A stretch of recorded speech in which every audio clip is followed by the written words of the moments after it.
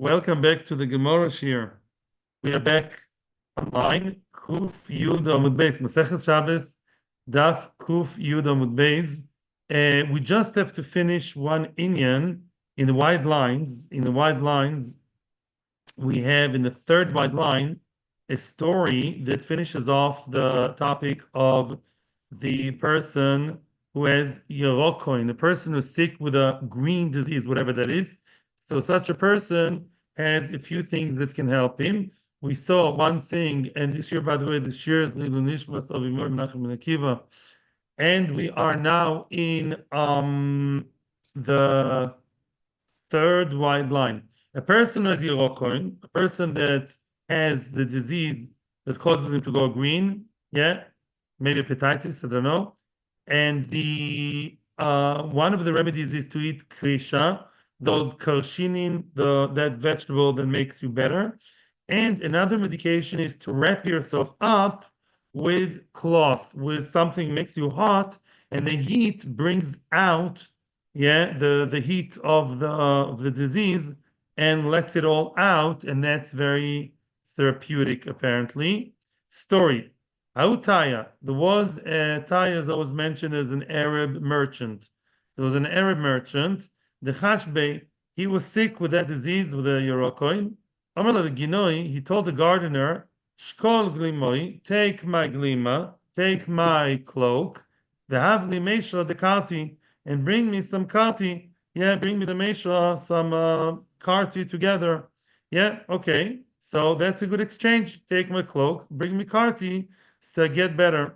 Okay, so then Yohivlei, he gave it to him, v'ochlo, and he ate from it. Okay, and I assume he got better, but he didn't get completely well yet, apparently. Omerle, then the Taya, now he didn't have a cloak. So now he asked the gardener a favor, Oshlan glimich, lend me your cloak, yeah, lend me your cloak, ve'igni bei kali, and I will sleep in it, I will lie down with it, kali, a little bit, like lightly. I'll take a nap with your cloth wrapped up in your cloak, ikrach, and really he did. He gave it to him, did him a favor, and the Arab wrapped himself up with that cloak. Gana Bey, he slept in it. Kod ichmam, when he got warm, yeah, when he got warm and hot, because the heat started coming out, the kam, right, and then he got up. Nofal purta purta minei. The heat was so intense that nofal purta purta minei, that the heat actually caused the item, the fabric, to tear apart, melt apart, and purta purta, it fell from him piece by piece. Okay, le'koino train b'shichra u mi'akar. So now we said that if a person has the disease of Yelkoina, the disease we discussed quite a lot, when the person goes green, he should take 2 out of the 3 ingredients mentioned before. However, you should know that the person will get better, will not have the Yelkoina, but he will be akar, which means he'll become barren, he will not be able to regenerate, to have children. Yeah, basically he'll become like eunuch, unable to have children. Frek the Gemara, by the way, this is one of the major places in Shas that discusses the Isser of castrating. It's the best place, it really gives you all the details. Frek the Gemara, Umi Shari, is that really allowed?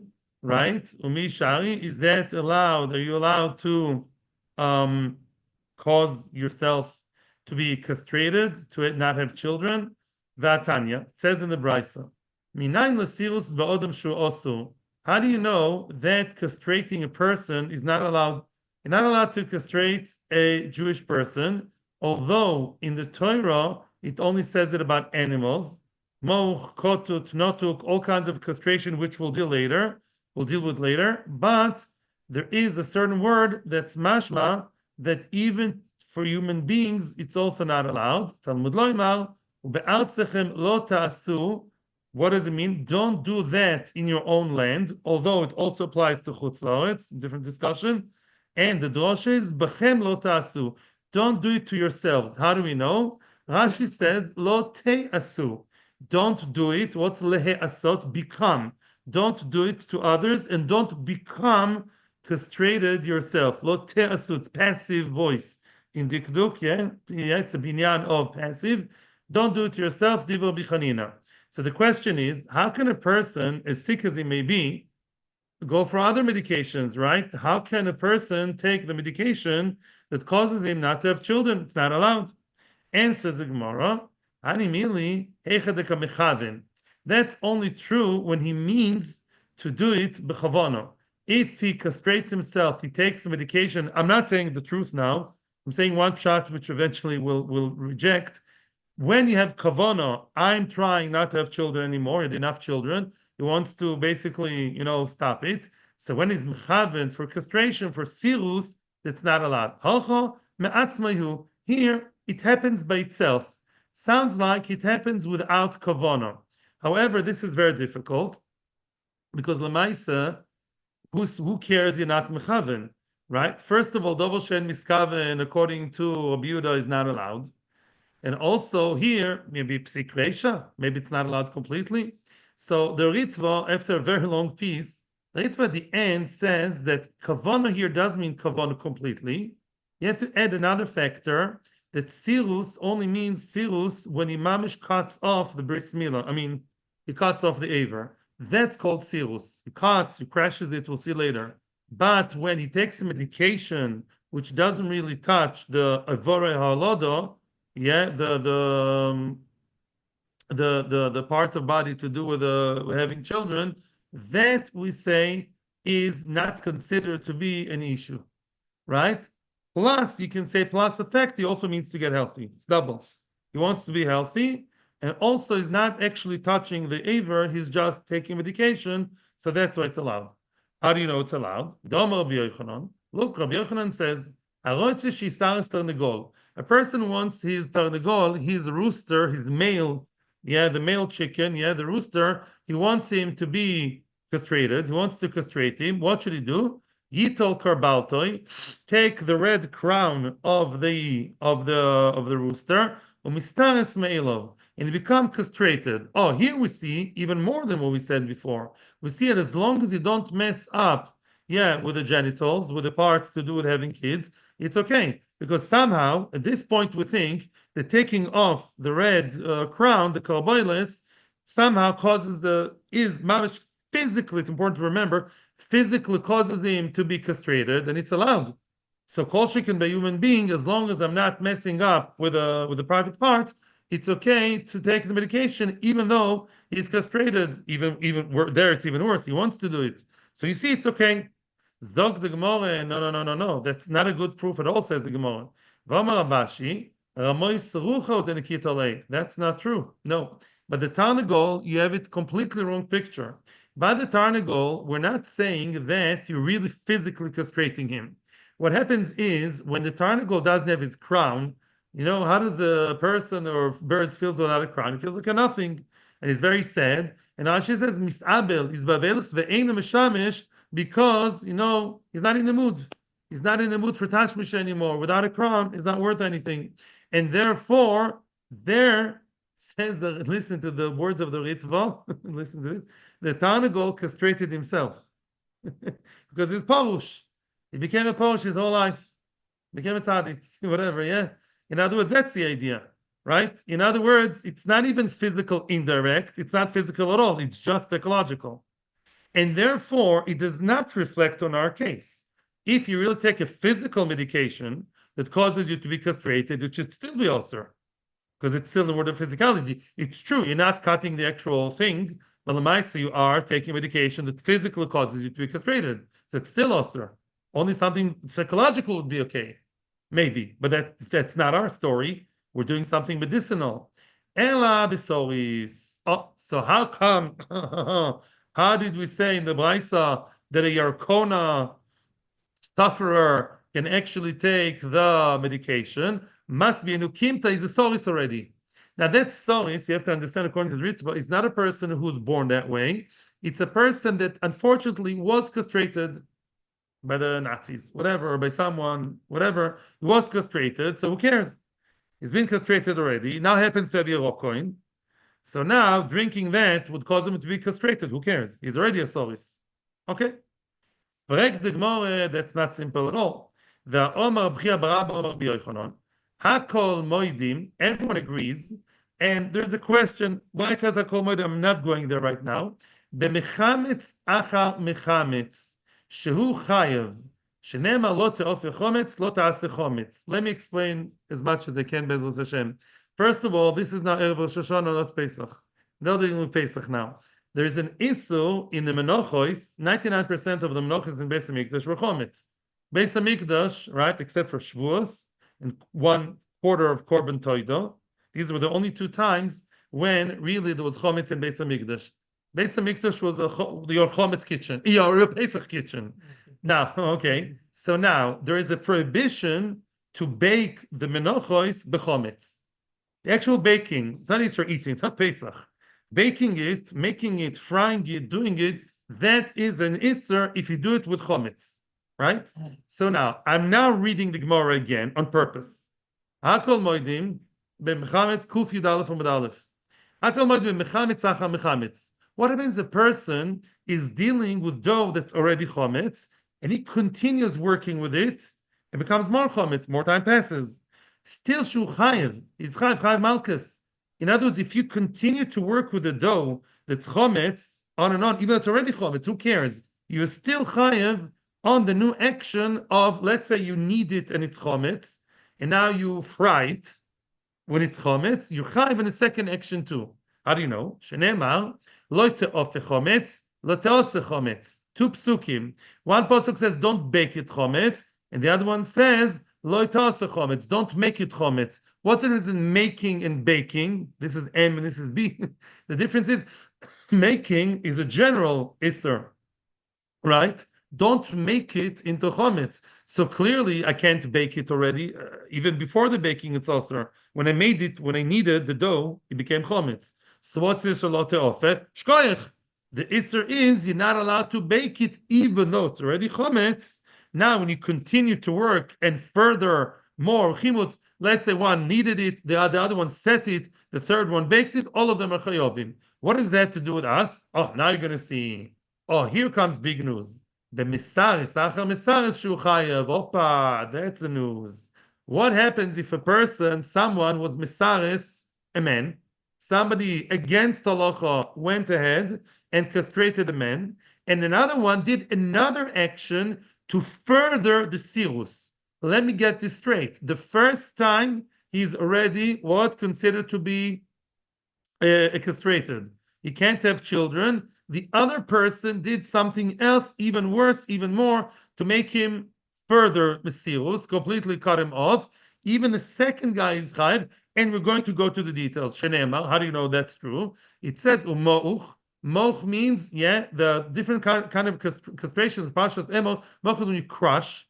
Kotut is another type of crushing, even more. Notuk, the notuk is when you disconnect, either the gid or the beitzim, you disconnect them, not completely, you partially disconnect the kolos. Kolos is completely disconnected, boom. Not just part of it or the inner part, the whole thing. All of them are mentioned in the Torah as an Isser. And the drasha is, what do you mean? Why is the Torah telling me all the stages? Imal kolos chayev, I'm not a kol sheken. What do you mean?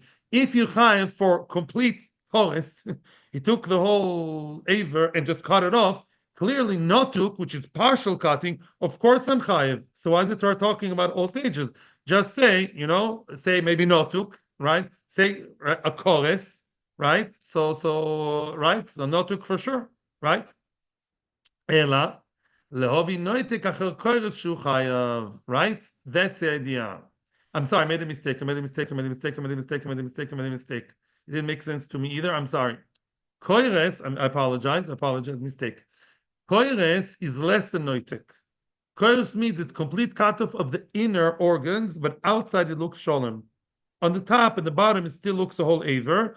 Inside, he cut the veins or something, that's koires. They're still, or maybe the ashachim, the beitzim, they're still in the bag. How do you call them? The sectrum. They told me a word. No, the bag of the beitzim, whatever. There's a name for it which I forgot. yeah, and that bag is there, but inside it's disconnected, that's kos. And notuk means complete disconnection. Now let's read the more. Imal kos chayev, if you chayev for partial disconnecting, al notuk lokoshkin, that makes sense. If partial you chayev, or the more so on the one that's entirely notuk, lenatek, nituk, completely disconnected, of course you chayev, right? If I'm chayev on 80%, koshkin I'm chayev on 100%. Ella must be very good. He comes to tell you, and by the way, I'm going to quote you Shulchan Aruch, not word for word. I saw the Shulchan Aruch today. Moch, noitik, and curse are all chayiv. Let's say one person came, the person still looks sholem, but he crushed it. I don't know, he beat it, he kicked it in a way that outside it looks wounded. Nothing is disconnected. It's crushed in a way that he can't have children. Some Rishonim say can still be with his wife, but he can't have kids. Then the second stage is noitek, is koires. He cut off inner parts, but it's outside okay. And the third guy did complete nituk. All of them are chayev. Why? The Ritva says, well, either he's making it worse, right? Right? Because you can, have children. You can't have children to be with your wife, and later he can't even be with his wife. It's worse. Or you can say, according to Ritva, it still looks like you're doing the Maisa. It looks as if you're causing, not Marisa, Deoraisa. Deoraisa, it's a tsura, it's a way of castrating a person. Even though this guy, let's say innerly, he was really out of it already, but outside it looks okay, and you cut it, still a Maisa, Shenire, Kemaisa of Sirus. Nearer to the level of the Oraisa, not just Marisayan. That's why it's Osir. So therefore, your solution is bad. Bad solution. Let's repeat.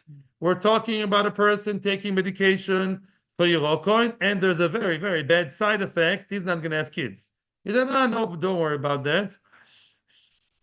Don't worry about that. What do we have? Very good. We're talking about what?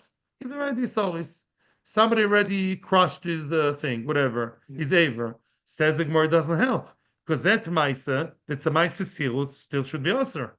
Any Maisa to repeat or improve the Sirus is bad, is Osir. Even to the mouth. Don't tell me indirectly, because we saw from the Tarnagol there was no proof. So it should be Osir. So what's the solution? What if it's born Sirus? That we'll see soon. We'll see soon. Ella, the Ella Bizoken. Oh, welcome to the Zoken. An old guy, over, I don't know when it stops, like maybe 70, 80. The guy is already rebuttal, not functioning as a man anymore. And such, what? Recently, 90 years old. Rosh Hashiva, he's my Rosh Hashiva. Okay. He's my Rosh Hashiva. To be discussed soon. In London. To be discussed soon. Thank you. Okay, also davening many times, right behind him. The Ela Bezoken. What's a Zoken? Says the Ritva, an old man, as opposed to a Soris, you want to hear what I'm saying? He is not even potentially somebody that can have kids past a certain age, right? And therefore, here comes your answer. When a person is born Soris, looks like a Soris, smells like a Soris, looks like half a woman, B'chlas, such a guy, there's no problem to misal. I'm not saying la'alocha. From the Ritva, it's mashma, there's no problem to misalasim, because he's not even potentially there. A person that be'etzim is a healthy man, but someone artificially castrated him, that guy, you're not allowed to do the same action. Because unless he's a type of chefza in Lomdus, he's a chefza of a guy that be'etzim serious applies to. He's been through it once, so what? Don't do it again. But shaking a type of gavra chefza that he is not a type to have sirus because he's out of the question, out of the story, out of the equation, that's okay with him. That's Ritva Tosis says similar. Frag the Gemara, I thought that's what you're going to ask. What about the medications we have today? Oh, today there's medications for old people. Do you know it's not so new? That new medication. Frag the Gemara, V'amar Rabbi Yochanan, Kuf Yud Aleph Amud Aleph, a little bit before the Mishnah. V'amar Rabbi Yochanan, Hen Enech Zirun Narusi. The Gemara in Gittin gives you all kinds of, medications that bring back the manpower, bring back the power of the man. And Rabbi Yochanan testified, yes, they brought me back to my youth. I could again function as a man. So what do you see? The Rizokan is not out of the picture. Right? Right. L'choira. The Gemara doesn't say it. I don't know why. I hear you. It's a good point. Answers Gemara different answer. I like your point, but I don't know. Ela be'isha, mazel tov. We're talking about a woman. Man, there's no situation you can create what? A matzav of castrating a man. Even old, he could have been young. He's not mufka. Young guy, even if somebody castrated him, it's still considered as a chassidus. So the only one that can take that medication for akrus that causes a chorus, that causes a woman to be barren, is a woman. Why? Because the woman, we assume, does not have the chiyuv approval. Yeah. In other words, a woman doesn't have what to castrate physically. There's nothing to cut by a woman. Elamai, maybe you're avoiding her, preventing her from what? Purvu. A woman has no chiyuv purvu. Why? Because it says kivshu asaretz purvu kivshu asaretz. A woman is not supposed to conquer the land, so she doesn't have the chiyuv. She has no chiyuv purvu. Actually, that's halacha as far as I know. Frag the Gemara, ul Rabbi Yochanan ben Broika d'Omar al Shneim u'Omer ve'Ivar chosem Elokim ve'Emer lohem purvu Michael Mema. According to Rabbi Yochanan ben Broika, he argues, and he thinks that both men and women have the same equal chiyuv, equal rights. They both have the equal duty, not rights, to do what? To bring children to the world, because it says plural. Oisam, lehem, purvu. It's all plural. Michael Mema, which means, although the woman doesn't have, right? She doesn't have the chiyuv. She doesn't have mamish physical sirus. She does have sirus, meaning preventing her from purvu. According to him, she is mechuyev in purvu. We don't pass in that way, says the Ritva and Shulchan Aruch. But according to him, what are you going to say? Man never, a woman never, right? So what are you going to say then? So who takes that magic medication, and the Rabbanim will tell you, the Halacha will tell you, it's okay. Yeah, who's allowed to be castrated? And for the Gemara, bezkeina inami be'akoro. In other words, as zkeina, a woman who's a zkeina, as opposed to the man, can't have children. Says Rita, unless it's a nace, probably alluding to our foremother, to our matriarch Sarah, right? Sarah Meinu, yeah. Unless you're Sarah Meinu, a woman comes to a certain age. 1 second, she can't give birth anymore. Maybe today it's different. I don't know. But Lamaisa, a woman can't give birth past a certain age, and therefore, for her, she can take that medication. Inami bako, or she is born in such a way she really has something internal. She doesn't have a womb. The womb doesn't function. Some women are like it. Elonis. Such a woman is physically, there's no cutting anything. Causing purvu, according to halacha, there's no problem. She has no purvu. Even according to purvu, if she's old or a kara, she can't have kids anyways. She's mufka from the whole mitzvah. There's no problem. Okay. What? The same of the mother Of? Moshe Rabbeinu. Also, she was over.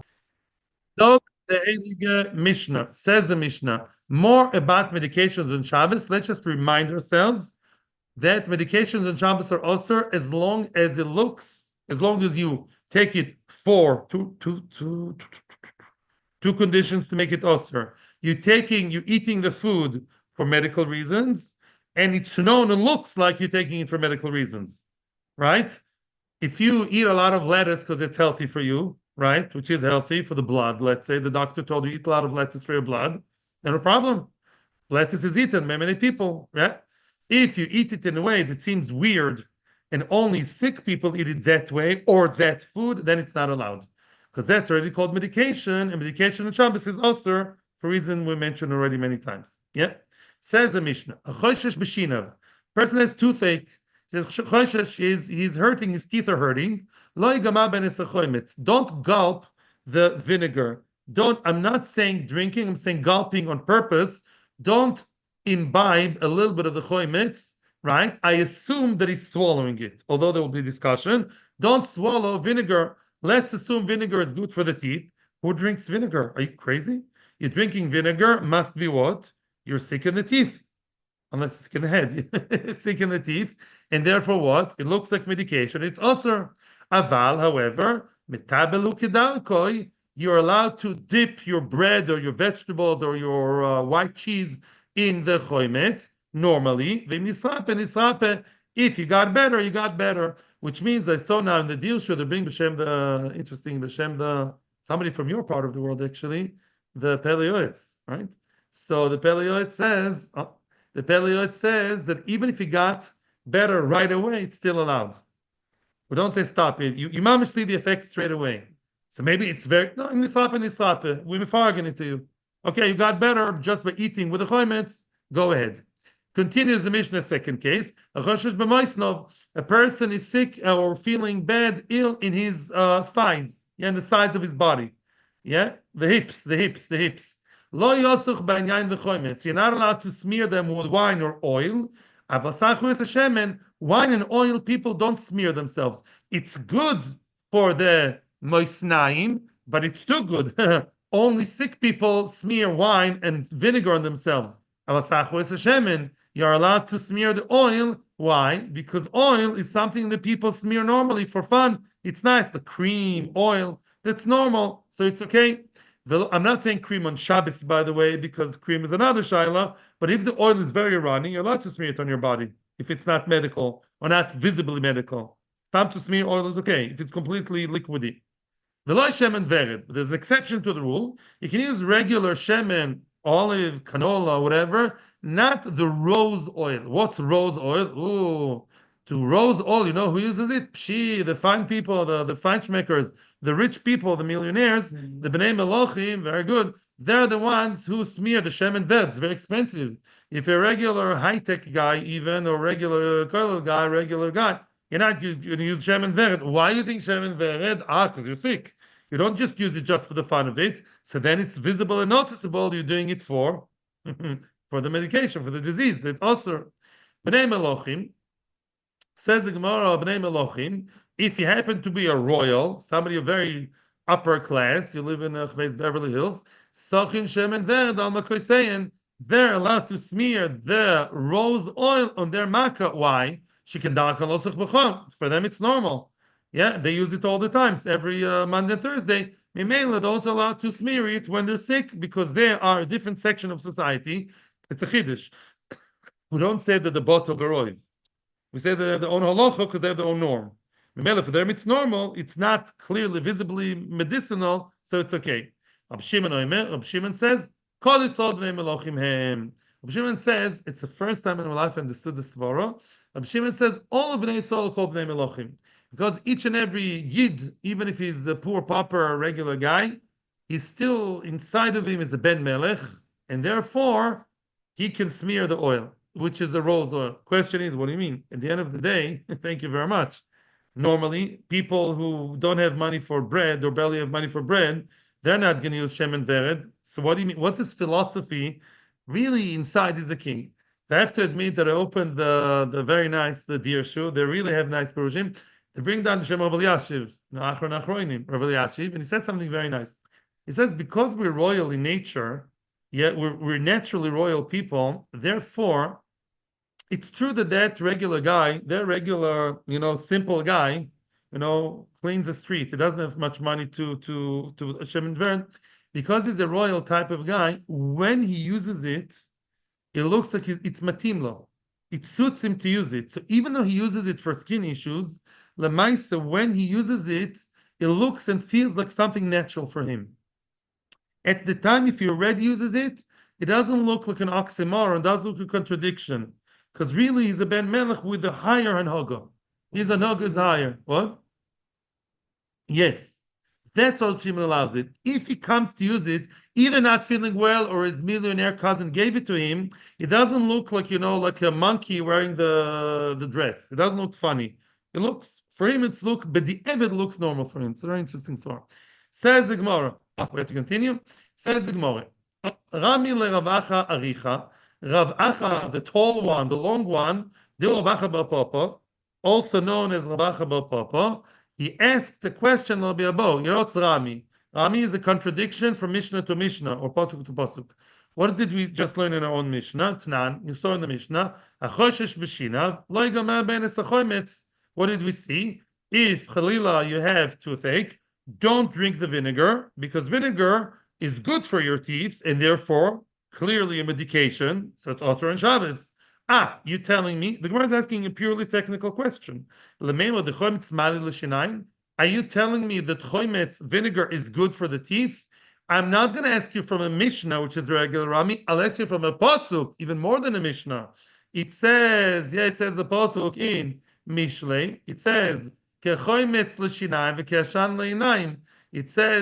says the lazy person, For those who send him, you send to do a job by a lazy person, drives you crazy. It's frustrating.